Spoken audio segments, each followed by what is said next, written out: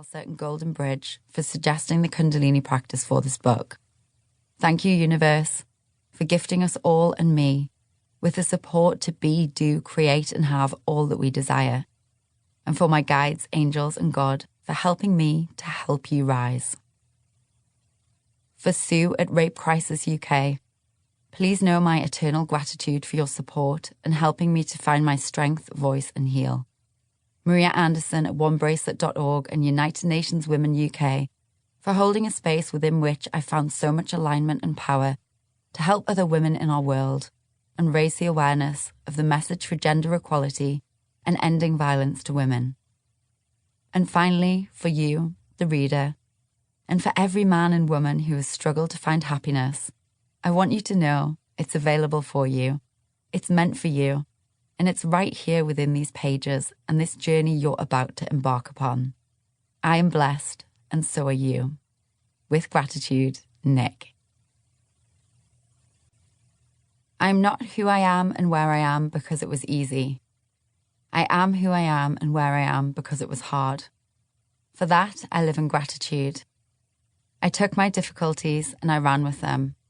I cried. I felt scared. I released. I let go. I loved. I healed. And then I shone brighter than ever before. Introduction. Creating happiness from the inside out. I am not what happened to me. I am what I choose to become. Carl Jung.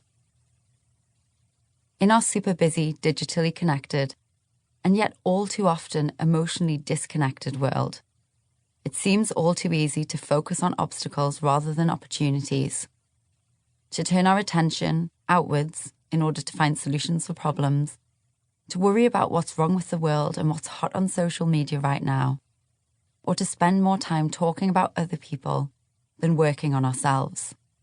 Therefore, it seems that it's only natural that the divide between what we do and how we feel is increasing. Happiness is the holy grail for so many of us, but why do we treat it like a goal or a destination that's way out in front? We want to get there, but we don't quite know how. And just when we think we've cracked it, then it often seems that life throws us another challenge to deal with instead. So why can't we hold on to happiness and be happy all of the time? And what's the real goal here? When it comes to upping our happiness quota, you'd be correct in deducing that it's not only striving for happiness that's the problem here, but also that happiness comes from within rather than outside us. The notion that happiness can be captured, achieved, or purchased leads to disappointment when we don't manage to find it and hold on to it. The definition of happiness is much like beauty. It's in the heart and eye of the beholder. What makes one person feel happy doesn't always make everybody happy, even though statistically speaking, we are more like each other than we would like to believe.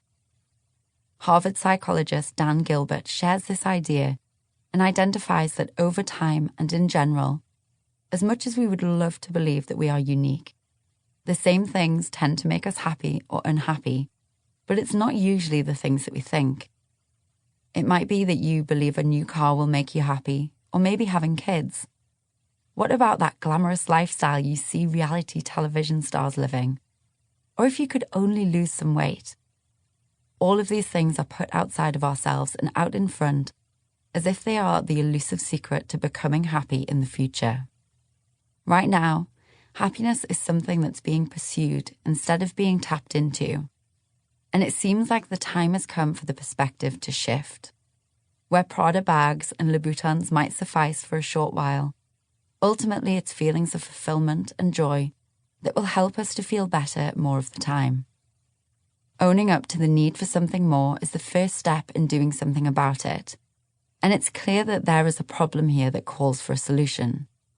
After all, we are only here on Earth for a very short time, so we may as well make the most of it. It's true that obstacles and chaos may seem to rule, and it's easy to become so stuck in a story of what's wrong that we find it difficult to see clearly what's right. Navigating life can be confusing, frustrating, and oftentimes downright scary. But through learning to make more conscious choices and raising our awareness,